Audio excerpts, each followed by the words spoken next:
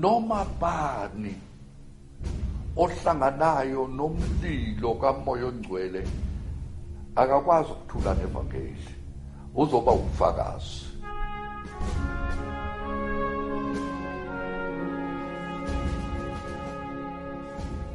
iBhayibheli lithi okholwa yimi njengokusho kwembhalo, eswini sakhe kuyogobhoza imifula yamanzi. Umfula ungaguqula ihlane lonke libe lihle, likhahlele njengembali, kube khona okuhlaza.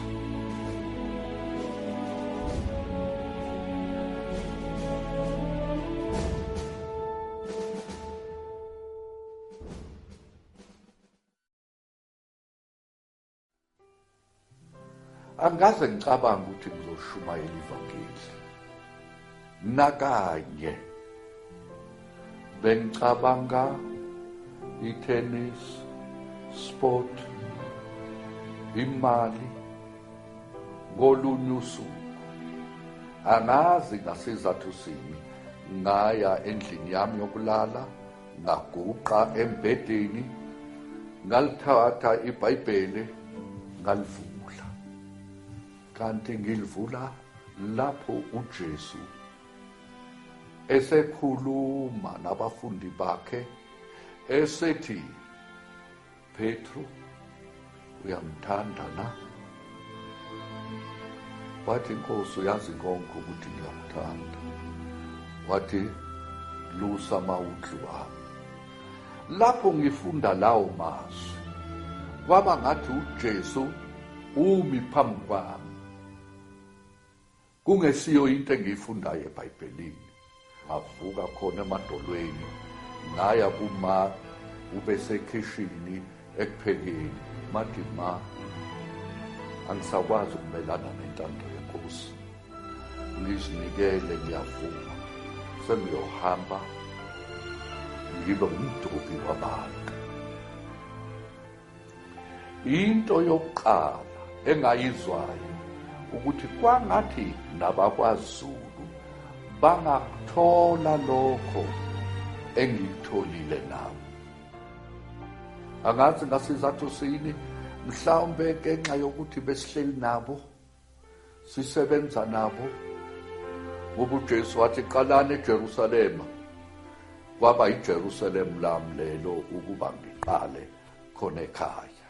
Ngisakhumbula intshumayelo yami yokuqala.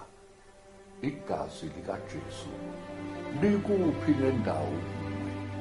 Lisenhlizweni, lisebenza khona, lihlanza inhliziyo, noma liphansi kwesithende sezinyawo zakho, uyalinyathela ngenyawo zakho. Baqhubeka-ke kanjalo, kube khona abantu abaningi abayinikelayo ngesikhathi, mhlawumbe 300, 400 abantu.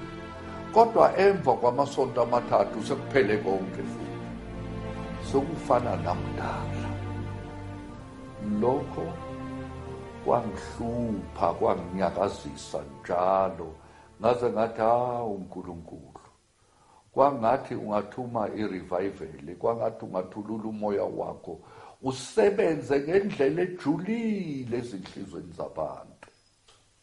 Futhi ngibuye ngikhumbuleke amavesi eBhayibhelini lapho uJesu uthi, okholwa yimi imisebenzi engiyenzayo nayo izoyenza.